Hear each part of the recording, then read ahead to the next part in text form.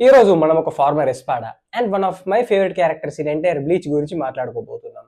తనే నెల్, నెలియలు తూ ఓరెంజ్ షుయాంగ్, ది ఫార్మర్ ఎస్పాడా నెంబర్ 3. చాలా మందికి నెల్ ఒక చిన్న పిల్ల హాలో ఇచ్చుకో వెంట పడుతుందని మాత్రమే తెలుసు, కానీ ఒక ఎస్పాడాగా తను ఏం రిప్రజెంట్ చేస్తుందో ఎవరికి తెలియదు. సో నెల్ యొక్క ఆస్పెక్ట్ ఆఫ్ డెత్ ఏంటి అంటే మెచ్యూరిటీ ఆర్ మర్సీ. వినడానికి కొంచెం వింతగా ఉంది కదా. ఈ రకమైన చావు వచ్చేది గ్రోత్ అండ్ ఫర్గివ్నెస్ నుండి, హేట్రెడ్ ఆర్ ద్వేషం నుండి కాదు. చాలా హాలోస్ లాగా నెల్ ఎప్పుడు కిల్లింగ్ ని ఎంజాయ్ చేయలేదు. బదులుగా తను హెకోముండోలో ఉన్న వీక్ ని ప్రొటెక్ట్ చేసేది, వైలెన్స్ ని ఎప్పటికప్పుడు రిజెక్ట్ చేసే ఓన్లీ ఎస్పాడా. అండ్ దీనివల్ల తనున్న ఓల్డ్ సిస్టమ్ కి తను ఒక ఎక్స్ట్రీమ్ డేంజర్ లాగా మారింది. ఈ series the faces behind death, the Espada archives. This is the bonus episode. Nel యొక్క హాలో మాస్క్ ఒక స్కల్ హెల్మెట్ లాగా ఉంటుంది, కానీ ఇది వేరే వాళ్ళని ఇంటిమిడేట్ చేయడానికి కాదు. నెల్ ఇన్నోసెంట్ వాళ్ళని టార్గెట్ చేసే, వాళ్ళని ఎలిమినేట్ చేసే హాలోగా అందరికీ తెలిసింది. Hollow who haunted Hallows. తన యొక్క ఈ సెన్స్ ఆఫ్ జస్టిస్ వల్ల వేరే ఎస్పాడాస్ తనకు భయపడ్డారు.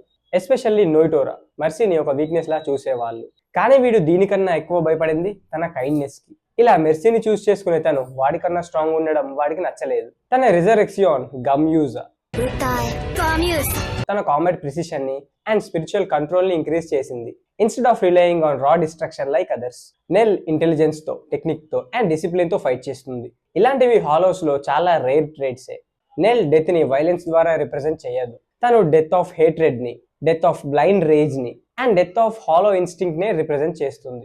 అండ్ ఇదే తనని one of the most unique హాలోని చేస్తుంది. ఇది నెల్ గురించి, the former Espada number 3, the Espada who embodied maturity and mercy. And don't forget to hit the like and follow.